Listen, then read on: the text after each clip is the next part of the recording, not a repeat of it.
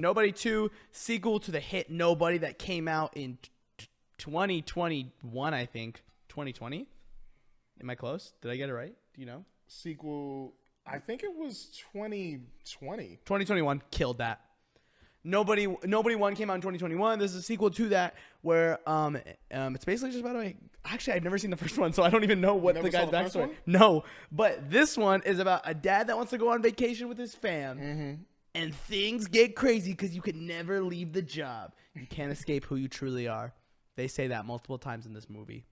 Phil, you watched it. You did a straight out of theater reaction for it. I saw the post. Okay. You wanna give your take? What did you think? I thought at first, because I wasn't too interested in seeing it, because the first one I actually didn't like that much. Ooh. I thought it was cool, but the problem I was having when I was watching it was this kind of feels like it's trying to be John Wick. Just a little bit more silly. But right when I got into this sequel, hoping that it doesn't do that, that's exactly what it did. It played to, I guess, the strengths that it figured out in that movie. It figured out that it's way more silly, way more fun, and that they should play more into that. While he is a serious person, he still has, let's just say he's more sillier than John Wick, because John Wick's a very serious person.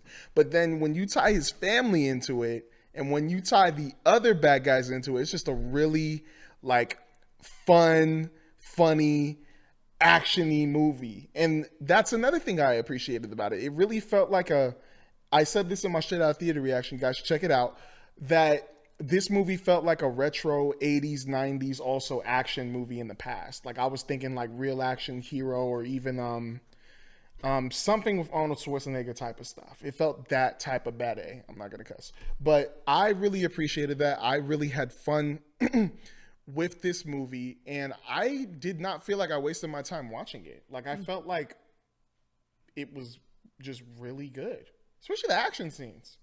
Wait, you've seen it, right? Yes. I really love that katana scene. Yeah. The scene where his brother, I believe, cut that one dude's face. Cut through the sword and cut through his face? Yeah, yes, that was insane. But before I go in, I want you to talk about it a little bit more too. Okay, so this is hard because I was actually very excited for this. I actually went to the panel at Comic-Con, so I got to see a scene from it. And unfortunately, the scene they showed was arguably the coolest fight scene in the movie, which kind of upset me. It's the scene on the boat. Oh. It's an awesome fight scene. And I'm going to give Nobody 2 a 6. 6 out of 10. It's okay. It's fine. It's nothing crazy. It kind of left me a little bummed. I didn't love the action scenes, actually. I thought they were, cool. I just thought it did a little too much, here's it's going to be out of focus and you can kind of see in the background. Or here's him middle of the fight, but it's basically about to be done. Okay, now it's over. And they did that a lot. And I was just man, I hate when action movies do that, where it's well, I'm here for the action, so don't skip to the end. I want to see all of it.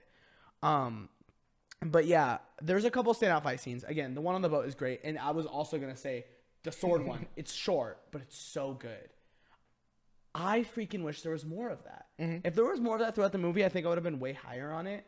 I think it's funny. I like how much I think this movie has a good personality, which I really liked. I saw that throughout the movie. I'm oh, this movie is pretty funny. Good laughs, good little things, some little corniness, but I don't think that's that big of a deal. I wasn't ew, what the heck?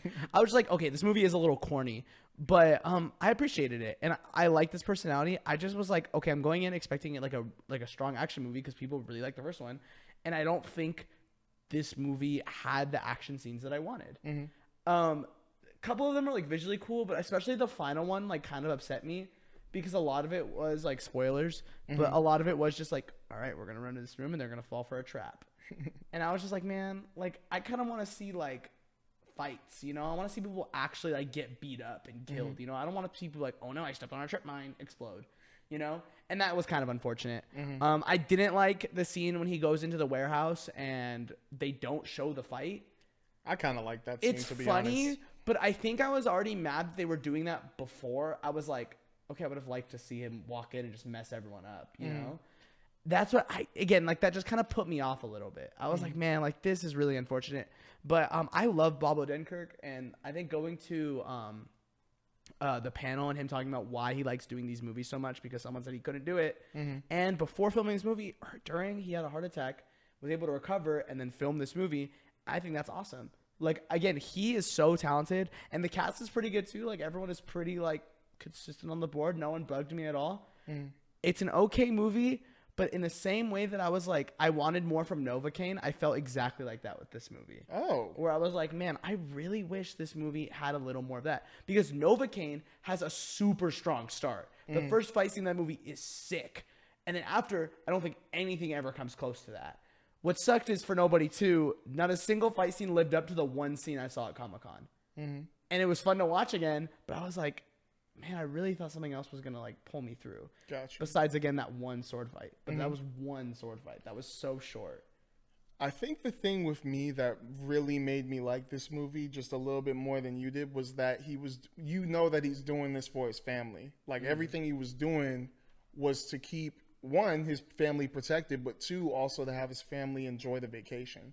So remembering that every single fight that he was getting into, because he was trying not to fight, not to do what he was doing before the vacation, I really appreciated that. Because that tells me he really doesn't want to do this, but he has to do this because they're, one, coming after his family, and two, they're going to ruin his vacation that he really enjoyed. But Yeah. I also enjoyed, I think, the scene of him waking up, kind of, like going into the arcade and getting into that fight. Oh, yeah, I did like that. Because That was cool. a-hole hit his daughter. And Yeah, what the in the heck? theater, I was like, I what instantly the went, heck? nah, bro. But You need to... okay, realistically, no one's doing that. That was crazy. I was like, what are we doing? I was like, why are you? you hitting a little girl like that, bro? Like, what's wrong with you? They were walking out, and he's just like, yeah, get out. I'm like... Yeah. And I didn't hate that scene either. That scene was pretty good. But like, call me crazy. I think I wanted more people to die. Like, I wanted people to like be like the whole like poof, poof, gunshot to the head, you know, like boom, boom, take him out. And it had like little bits and pieces of that, but it never held it for long enough where I was like sitting there the entire time. And look, these movies are predictable. They always are. It's like, oh, he's gonna win. He's gonna do this, and that, whatever, and that's fine. I think like I find that comfortable in these movies. These movies, action movies, can be very generic sometimes. And I think the way you like it differentiates itself, it's through its personality and it's through the way they fight, you know? And I think the way he fights was cool, where he's always constantly grabbing things. It kind of felt like Ballerina in a lot of ways, where like always grabbing stuff and like trying to like use whatever he can that's around him. I like that environmental fighting, but the fight scene on the boat was sick. And then after that, they never do that. And I was just like, dude, like I would have loved more of that, you know, more of that style throughout the movie. And it would have been a far better movie for me. I just didn't enjoy it that much. No, I get you. I think I would like the first one more. Honestly, yeah, I think you would. I think from what I've seen, like the first one seems a lot more like raw action, just like murdering dudes. Because it's like him getting back into that life, right? Yes. Yeah. But again, I love the idea that he's a 40-year-old man and he's like struggling to freaking like get through this, and he's like really trying. Again, that's such a like a unique concept, and it leads to a lot of funny bits. But the choreography just wasn't good enough where I was just like, yeah, I'm not really in this right now. I get you. I just really appreciated that with the sequel. Like, because, you know, first one felt like it was trying to be John Wick a little bit. Second one, definitely a pivot. Definitely went the opposite road of where John Wick went with John Wick number 2 compared to this one. Because it's a family story. That's what that's the thing that kept, like, coming up in my head. It's for his family. It's for his family. It's almost like Dominic Toretto in Fantastic Four. Family. And Fantastic Four, yeah. I love that's. I apologize. That was hilarious. Fast and the Furious. Yeah, and I get that. I just think like that. Again, I don't watch a lot of these movies for like great stories. Sometimes they just like John Wick 4 is a freaking phenomenal story. John Wick 1 is a phenomenal story. Have I only seen John Wick? I don't know. I can't think of another action movie. I guess I just compared this so much to John Wick where I'm just like, holy crap. I mean, even I'll throw in Shang-Chi in there, you know? Like these like choreographed action movies, I really like watching, and I didn't think this movie had that. But funny enough, this movie made me realize, dude, there is actually a lot of action movies I've never seen. Why haven't I seen them? I was like, should I watch Kill Bill after this? I'm just going to go watch Kill Bill. But then I wasn't going to be able to watch it in time. You know, I've never seen Kill Bill. You would love Kill Bill. I need to watch Kill Bill. I'm going to watch it. I'm going to find time. Insane. I'm going to find time to at least watch the first one, and I'll come back and I'll be like, yeah, that movie is freaking peak. I think they're making a third Kill Bill too. I think there's like talk about that too. But anyways, Nobody 2, I wish I liked more than I actually did. I didn't love it. I thought it was okay. I'm not gonna tell you don't go watch it. Like I feel like that's unless it's awful. Like I feel like that's counterintuitive to what we try and do on this podcast, where like we're trying to get people to go to the movies. Oh yeah. But look, if you didn't go and watch it, I would understand. It's fine. But go watch movies, you know, go watch other things too. You can go watch a bunch of other things in the movies right now. There's so much out. Please. For me, it's just Nobody 2 wasn't worth it for me. Wasn't worth it. I just had a fun time with it. It was an action movie that I expected to be as much of an action movie as possible. And they gave me that retro vibe of the 80s, 90s type of action movie. So I appreciated it. Yeah. But that's the thing. We're going to give you guys our authentic takes because we're two different guys. We're going to agree on different stuff. It's going to happen. We're going to disagree. And then we still love each other.